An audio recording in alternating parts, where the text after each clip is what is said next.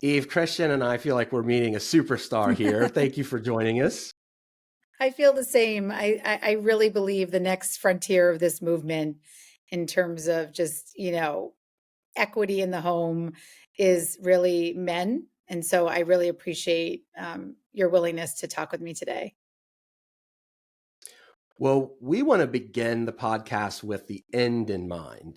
So, inspired by your book, which, by the way, we read, the Fair Play documentary was released in the past year, and it's been wildly popular. It's available on Apple TV, and it walks viewers through the common challenges that couples face managing the home together, particularly homes where both spouses work. And what I found most interesting was the feedback from the husbands at the end of the documentary. Can you start by sharing what they had to say? Okay, Brian and Christian, and you'll know this too. Literally, any man that I've spoken to, and we're talking, thousands and thousands of men at this point in 16, maybe even 17 different countries. There's never been anybody who said to me, I regret investing in my family. I regret investing time to figure out my home organization. I regret trading assumptions for structured decision making. There's never been anybody who's ever said that, right? Even this one systems analyst who I love from a big, you can just imagine sort of a big car company that deals with lots of systems, which you can imagine. He's a systems analyst. And he said to me that as a systems analyst, his home was one where literally every night they were waiting to decide who's taking the dog out right when it was about to take a piss on the rug. And he's a systems analyst. And he said, I don't actually understand how I was having, as a systems analyst, which is somebody who creates processes so you don't have to make the same decision every single day, was making the same decision every single day, right? And that was sort of his pre-fair play life. So I want to just start with that big picture, this idea that when you invest in your home, like I said, I've never seen one man, whether he's married to another man, married to a woman, in a polyamorous relationship, even. I have men who are in polyamorous relationships who tell me they play fair play. I've never seen one man say to me that they regret that investment. Wow. Wow. And so as you're sharing this, I guess what comes to mind is, my feelings, because I was, if you've seen the documentary or you've read the book, there's a story in there about the blueberries. And let's lead with that. Eve, if you wouldn't mind sharing a little bit about that, because I was the husband on the other end 20 years ago. Can you share just a little bit about, kind of like what prompted this? Yes. Well, Brian, I'm sure that you can agree, and Christian, no one sets out to be an expert on the gender division of labor. I don't think, Brian, that when you are at your third grade, what do you want to be when you grow up bored? That you would said, creator of an organization that's trying to like right the wrongs of the gender division of labor. I feel the same way. That wasn't like on my third grade, what do you want to be when you grow up bored? But as life happens, right?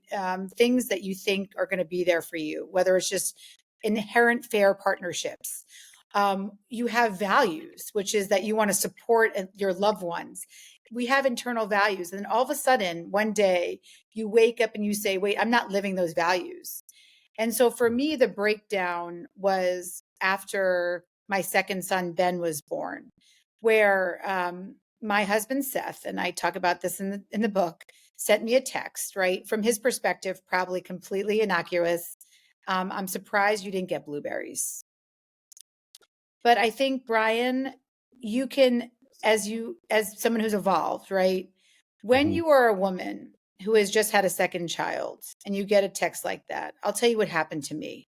What happened to me was that I looked around as I was getting this text, where I saw that I had a breast pump on the passenger seat of my car. I had gifts for the newborn baby to return in the backseat of my car.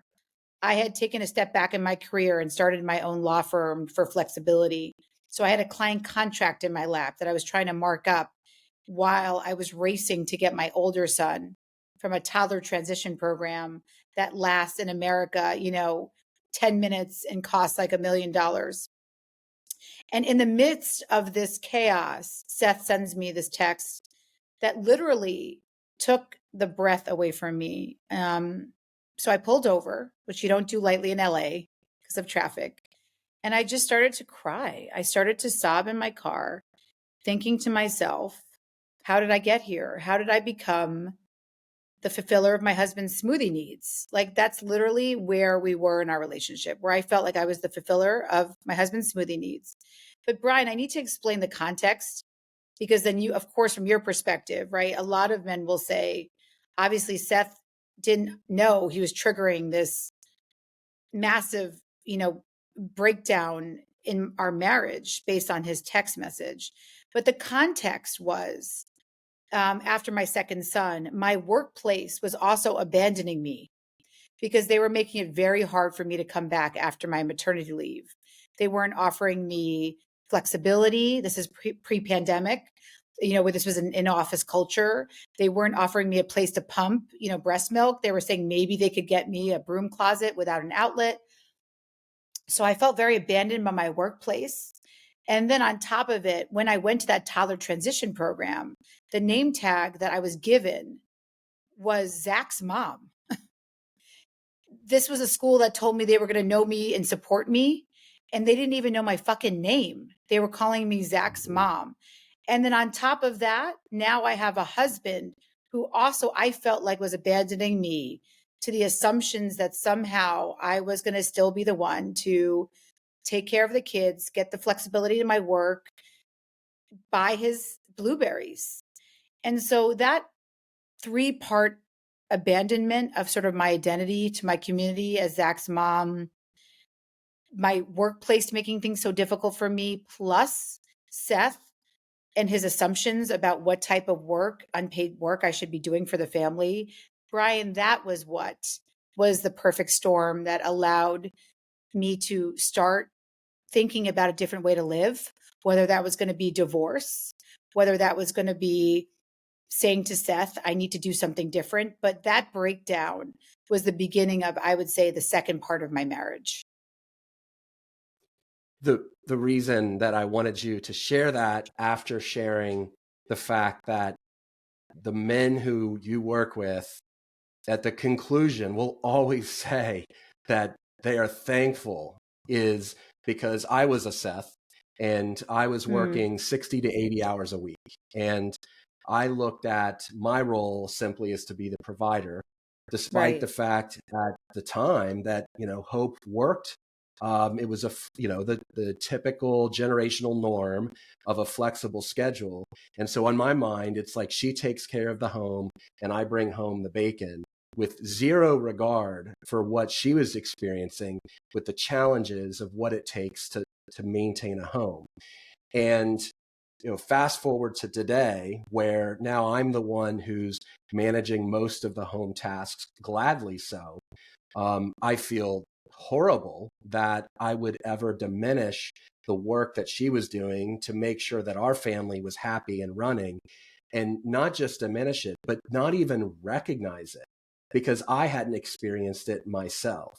And throughout this journey, from being, what Seth was going through with you to where I am now, I want to just make sure that our listeners understand that I am much happier as a person, as a father, as a husband, now that I have a heavy hand in helping run the home, because I can see the smile on my wife's face as she too has a career. She's aspirational and she feels liberated, in part because she now has the mind space to devote to working outside of the home. And she feels like that she's not carrying that total burden, that we're a team.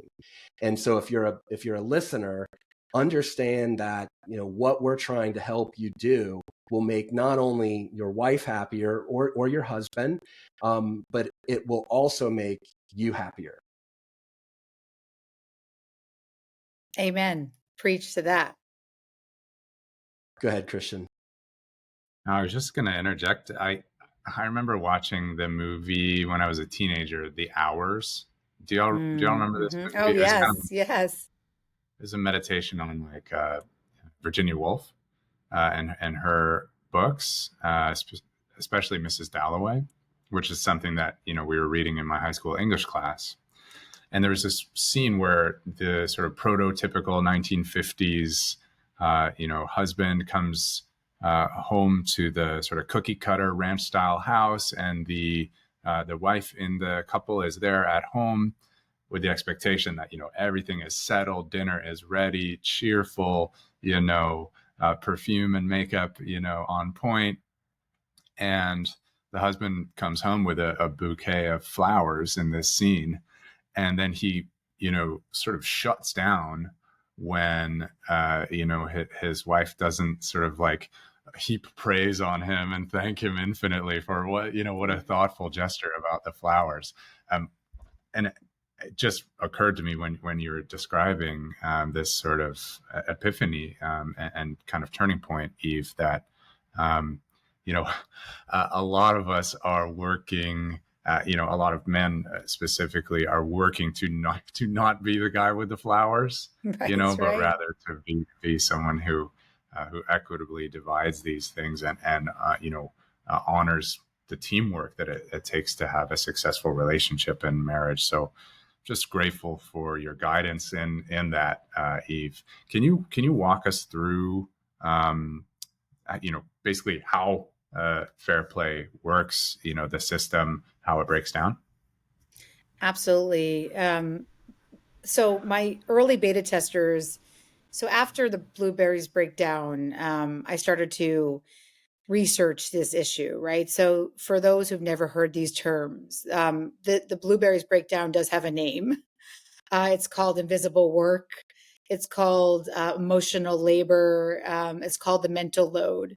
And so I want to sort of explain what doesn't work first, Christian, and then we can talk about what does work. So what doesn't work is having a helper, right? So again, I did not find men. Why fair play is such a love letter to men.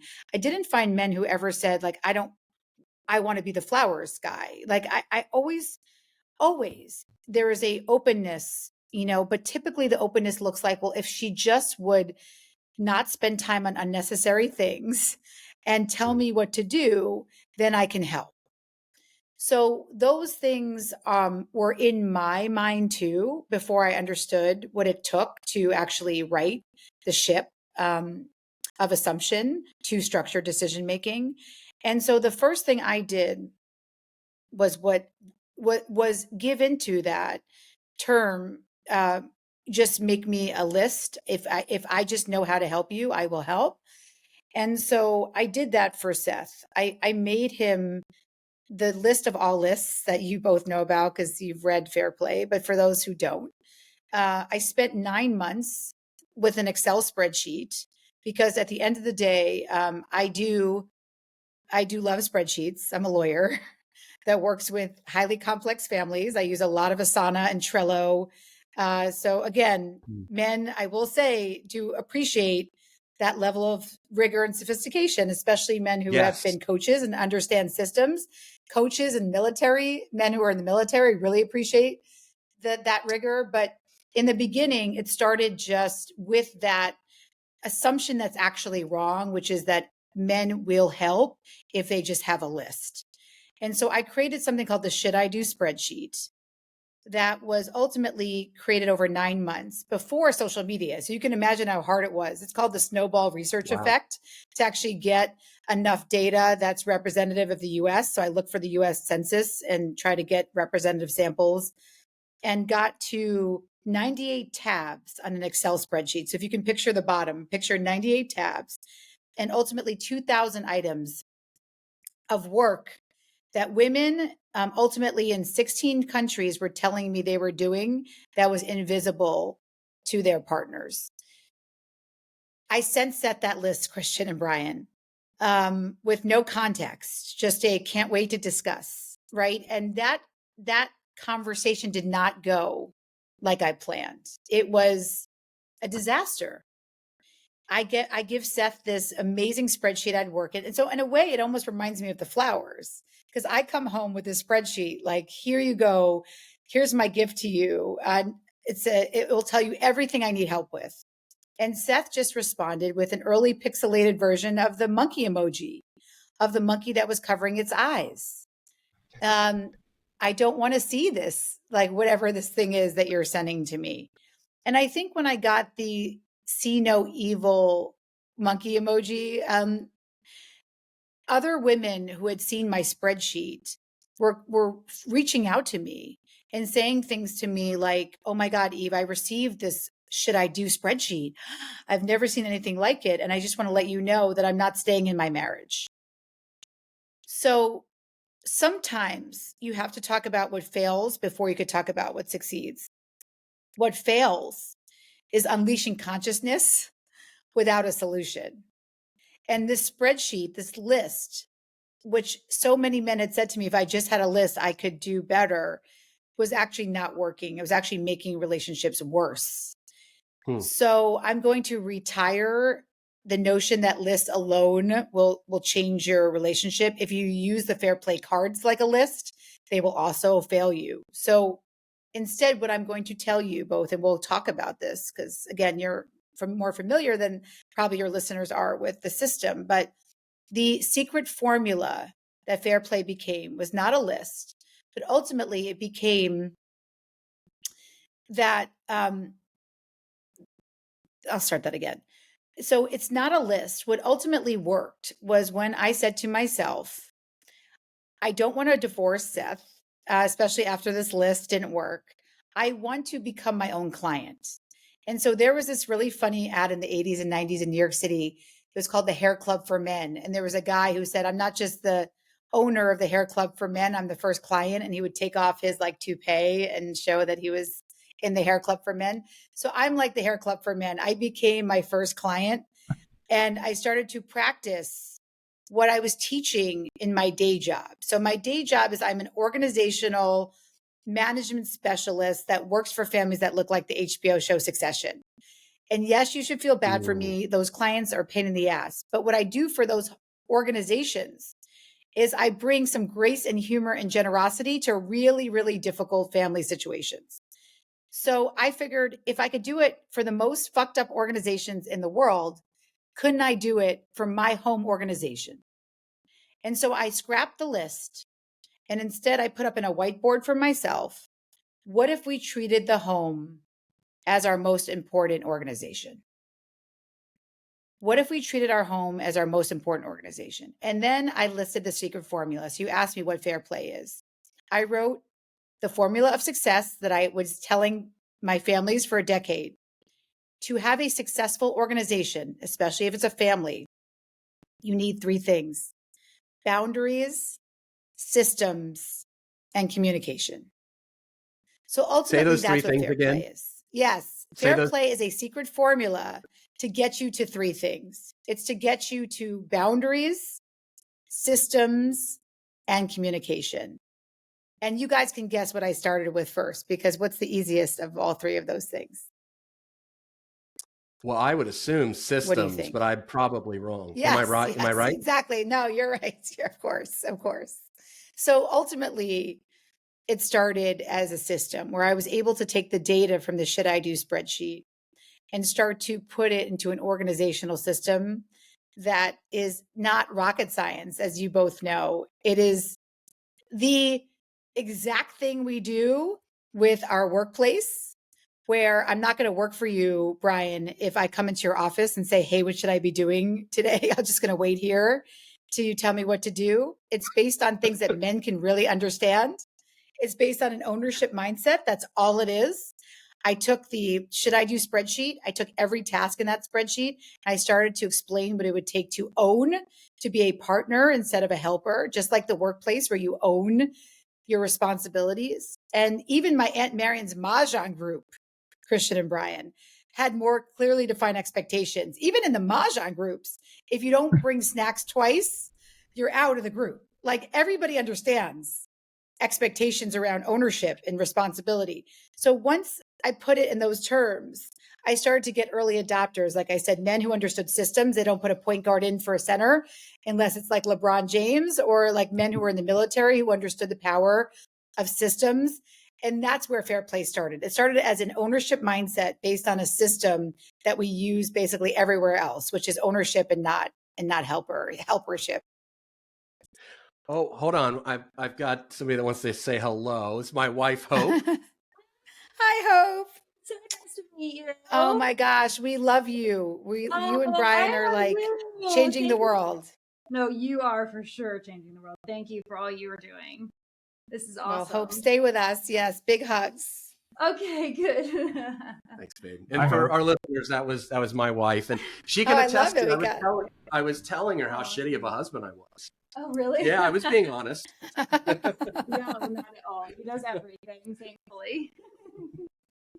Nice. Oh, we love Thanks, babe. the evolution is the key, right? That's what I love so much about Brian, your story is that, you know, this is a practice and we'll talk about that. But that I just wanted to explain that ultimately when people ask what fair play is, it's basically inputs.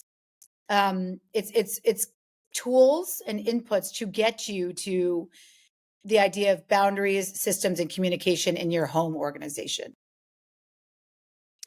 And for our listeners, let me give you an example of how like I've applied this in our marriage, because you know it obviously wasn't easy, because as Eve was saying, it's not just systems, it's communication and boundaries. And one of the things that I neglected to do initially, and I figured it out pretty quickly, was, you know, give my wife grace when she was letting go of something and I was starting to do it, because naturally she's looking over my shoulder because she's done it for 20 years. And, you know, I had to, you know, recognize that of course she's going to do it. And she had to recognize that, you know, there's got to be a way that we can do this where I realize that you own the task. I'm not going to be looking over your shoulder. And recently I noticed that, you know, one of the things she held on to was laundry. And using the fair play cards, and I know that, you know, for our listeners, you can't see them, but I'm showing them in the video because we have a video portion of this. You know, we were going back and forth on, you know, kind of how to initially divide this up.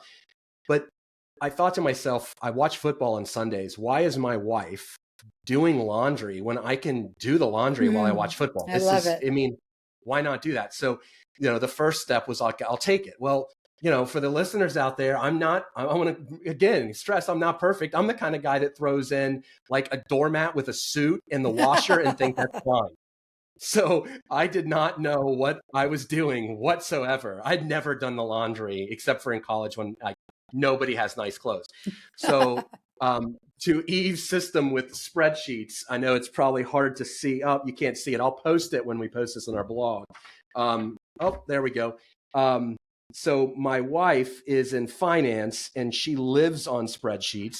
She creates this spreadsheet to tell me, you know, like nice clothes, workout clothes. She breaks them all into these segments and tells me, what is it that you do with each of these sets of clothes, like the spin cycle, the laundry detergent, and all these things I didn't even know existed. So I just follow her spreadsheet. I own the laundry. And like now all of a sudden it's like her Sundays are free. And it's not like I'm doing that much more. I'm just folding laundry while I'm watching football. And so that's an example of where we talked about it. We have boundaries now, and there's a system in place that originated from the fair play cards. My God, can I just cry and how amazing that is and how much I love Hope for creating a laundry system spreadsheet. One of the things that occurred to me as I was evolving and reading your book, reading Dr. Kate Mangino's book, Equal Partners, was that when a spouse, in my case, it was my wife, owned most of the responsibilities at home, it was just easier for her to say, I got it. So if I were to reach out and say, what can I do to help in a genuine way, in the same way a manager doesn't want to do somebody else's job because it takes more time for them to explain it than to do it themselves. Yes. My wife would just say to me, I got it. So naturally I would be like, sweet. And that creates resentment because she can't communicate the complexities behind the invisible labor to, let's just say, cook, which I know Christian's going to talk about here in a second, and everything that's required around that, from the grocery shopping to cleaning up afterwards.